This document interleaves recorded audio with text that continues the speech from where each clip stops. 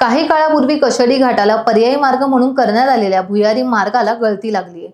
संबंधित अधिकाऱ्यांनी बोगद्याची पाहणी केल्यानंतर मुंबई गोवा महामार्गावरील कशेडी घाटातील बोगद्याची वरिष्ठ अधिकाऱ्यांनी पाहणी केली असता 6 ते 7 ठिकाणी बोगद्याला गळती लागल्याचं त्यांच्या निदर्शनास आलं।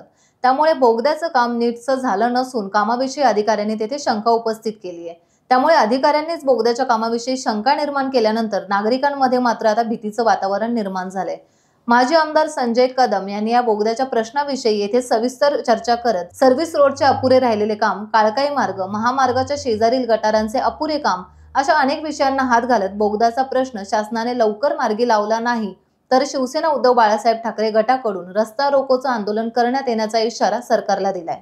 मुंबई गोवा मार्गावरील कशेडी बोगदा या बोगद्याच्या कामाच्या बाबत वरिष्ठ अधिकाऱ्यांनी पाहणी केली असता जवळजवळ 6 ते 7 ठिकाणी त्या बोगद्याच्या गळती लागल्याचं त्यांच्या निदर्शनास आलं आणि त्याच्यामुळे अधिकाऱ्यांनी सांगितलं एवढी गळती लागण्याचं कारण काय, बोगद्याचं काम काय बरोबर झालं नाही की काय, आणि म्हणून याच्याबाबतच्या अधिकाऱ्यांची झालेली चर्चा आणि एकंदरीत परिस्थिती पाहिली असेल त्या ठिकाणी बोगद्याची होत असली गळती आणि म्हणून नागरिकांच्या मनामध्ये, प्रवाशांच्या मनामध्ये भीतीचं वातावरण आहे। एका बाजूला कशेडी घाटामध्ये वाढत्या अपघातामध्ये नागरिकांचे जाणाऱ्या जीव आणि ह्याच्यामुळे बोगद्यामुळे लोकांना वाटत होतं की आपला मार्ग सुकर होईल, परंतु बोगद्यामध्येच आता अशी गळती झाली नाही। बोगद्यामध्ये जर उद्या का एखादा अपघात झाला तर फार मोठी जीवितहानी होण्याची शक्यता आहे आणि म्हणून हे बोगद्याच्या कामाच्या बाबतची चौकशी वरिष्ठ स्तरावरून त्या ठिकाणी झाली पाहिजे।